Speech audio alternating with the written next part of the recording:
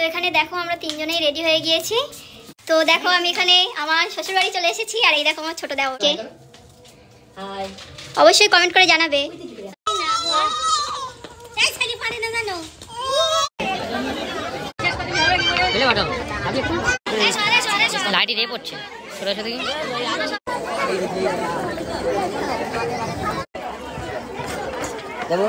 WhatsApp guys, আজকে আমি ready হয়ে চলে এসেছি। তো তোমাদের দাদাভাই গিয়েছিল বিয়েতে, আর আজকে আমরা সবাই মিলে যাব বউ ভাতে, তো তার জন্যই আমি রেডি হয়ে গিয়েছি। তো এখানে দেখো আমরা তিনজনেই রেডি হয়ে গিয়েছি। এই যে তোমাদের দাদাভাই আর রিয়ান। কেমন লাগছে দেখো দুজনকে, অবশ্যই কমেন্ট করে জানাবে দাদাভাইকে আর রিয়ানকে কেমন লাগছে। আর আমি এই যে আমাকে কেমন লাগছে অবশ্যই কমেন্ট করে জানাবে। তো চলো এবার বিয়ে বাড়ির দিকে যাওয়া যাক।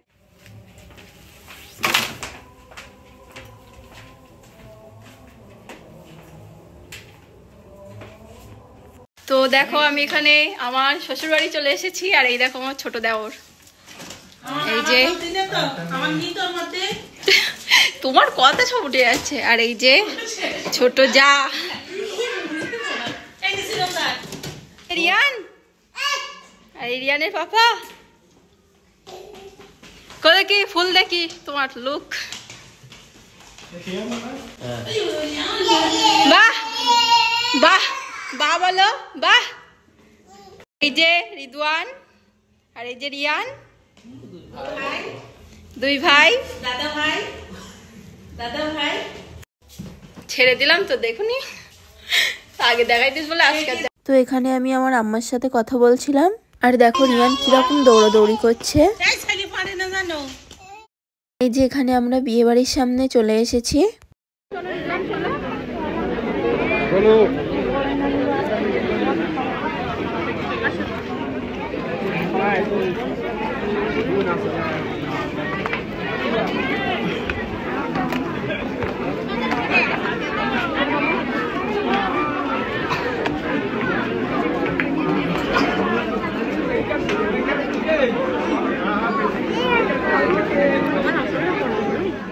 বিয়ে বাড়িতে এসে প্রথমেই চলে গেলাম আমরা যে গিফটটা নিয়ে এসেছিলাম সেটা দিতে। আর আগের ভিডিওতে আমি বলেছিলাম বর বউকে এই ভিডিওতে দেখাবো, কিন্তু এখানে তো শুধুমাত্র বউ আছে, আর বরকে দেখতে হলে আমার এই ভিডিওটা সম্পূর্ণ শেষ পর্যন্ত দেখতে হবে। এই যে এখানেই আছে ব্রাইড, আর তার পাশেই দাঁড়িয়ে আছে আমার শ্বশুরমশাইয়ের বন্ধু। তো তানারই ছেলের বিয়ে আজকে। আমার আব্বুর সাথে অনেক ভালো সম্পর্ক ছিল তার, আর অনেক ভালো বন্ধু ছিল দুজনে।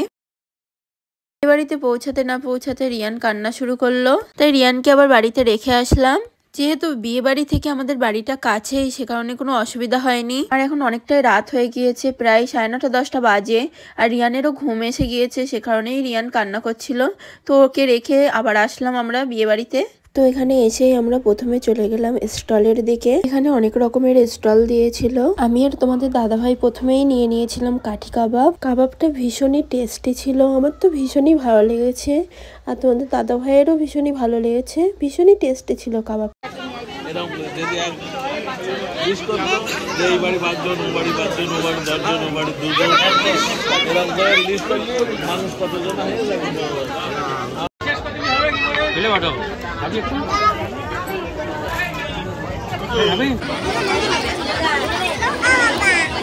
তারপরে তোমাদের দাদাভাই নিয়ে এসেছিল কফি।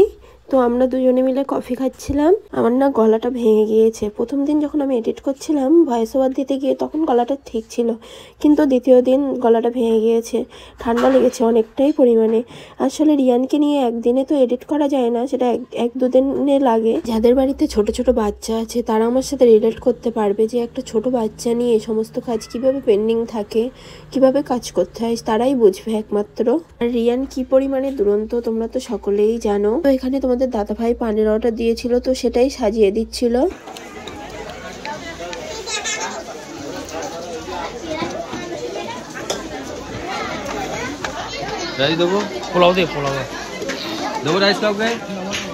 দেখো এখানে আমরা খেতে বসে গিয়েছি। তো আমরা বাড়ির সবাই মিলেই খেতে বসে গিয়েছিলাম, শুধুমাত্র তোমাদের দাদা বসেনি, কারণ তোমাদের দাদা ভাই তাদের বন্ধুদের সাথে খেতে বসবে তার জন্য। তো এখানে মেনুতে তো অনেক কিছুই ছিল, সবকটা রান্নাই খুব সুন্দর হয়েছিল, আমার তো ভীষণ ভালো লেগেছে। তোমরা তো সবাই আমার ছোট যাকে দেখেছো আগেই, কিন্তু আমার মেজে যাকে দেখোনি। এই মাঝখানে যে বসে আছে এটাই আমার মেজে যা। তো দেখো এখানে মেনুতে কত কিছু ছিল। তারপরে খাওয়া দাওয়া শেষ করে আমরা চলে আসলাম ব্রাইডের সাথে ফটো তুলতে। তো এখানে দেখো আমার সাথে যে বাচ্চাটা আছে রিদওয়ান, আমার মেজে জায়ের ছেলে। আর এখানে এই যে আমরা 3 জায় মিলে ব্রাইডের সাথে ফটো তুলছিলাম। তো আমি তো তোমাদেরকে বলেইছিলাম বর আর বউকে একসাথে দেখাবো। তো দেখো এই যে আমাদের বর আর বউকে তো তোমরা আগেই দেখেছো। বিয়ে বাড়ি থেকে বাড়ি এসে অনেকটাই রাত হয়ে গিয়েছিল, তারপরে আর ভিডিও করা হয়নি। এখন এই সকাল সকাল ঘুম থেকে উঠেই ভিডিওটা আবার করছি। তো তোমাদের বিয়ে বাড়ির ব্লগটা কেমন লেগেছে অবশ্যই কমেন্ট করে জানাবে, আর আমার এই চ্যানেলটিকে অবশ্যই সাবস্ক্রাইব করে দেবে, আর এই ভিডিওটাতে অবশ্যই একটা লাইক করে দেবে। ওকে, বাই বাই গাইস, দেখা হবে নেক্সট ভিডিওতে।